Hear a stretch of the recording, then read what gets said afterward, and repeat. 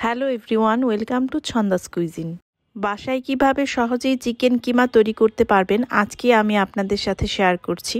Chicken কিমা কিন্তু আমরা অনেক রেসিপিতেই ব্যবহার করে থাকি, যেমন সমোসা তৈরিতে, বার্গার তৈরিতে, মোমো তৈরিতে। আর এই চিকেন কিমা তৈরিতে কিন্তু অনেকেই শিলপাটা ব্যবহার করে থাকে। আমি আজকে আপনাদের ব্লেন্ডারে চিকেন কিমা তৈরি করে দেখাচ্ছি। চিকেন কিমা তৈরিতে প্রথমেই মুরগির বুকের মাংস নিতে হবে, সেটা ছোট ছোট কিউব করে কেটে নিতে হবে। কিউব করে কেটে নেওয়ার পর ভালো করে মাংসটা ধুয়ে নিতে হবে। দেখতেই পাচ্ছেন আমি এই মাংসটা কিউব করে কেটে নিয়েছি। এখন এই মাংসটা ভালোভাবে আমি পরিষ্কার করে ধুয়ে নিয়েছি। এখন কিউব করে কেটে রাখা মুরগির মাংসগুলো একটি ব্লেন্ডার জারে দিয়ে দিচ্ছি।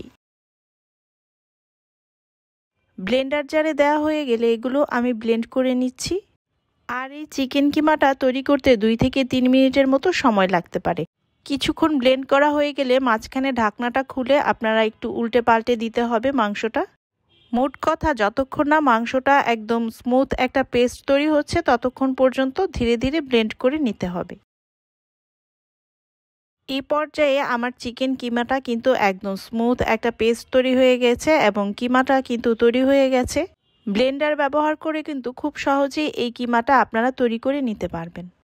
আর ব্লেন্ডারে তৈরি করলে কিন্তু অনেক সময় বেঁচে যায়। আবার একসাথে তৈরি করে আপনারা এটা ডিপ ফ্রিজেও সংরক্ষণ করতে পারেন ছোট ছোট বক্সে করে। আশা করছি আজকের এই ছোট্ট ভিডিওটি আপনাদের কাছে ভালো লেগেছে। ভিডিওটি ভালো লাগলে ভিডিওটিতে লাইক দিয়ে উৎসাহিত করবেন এবং চ্যানেলটি সাবস্ক্রাইব করে পাশে থাকবেন। সবাই ভালো থাকবেন, সুস্থ থাকবেন। আল্লাহ হাফেজ।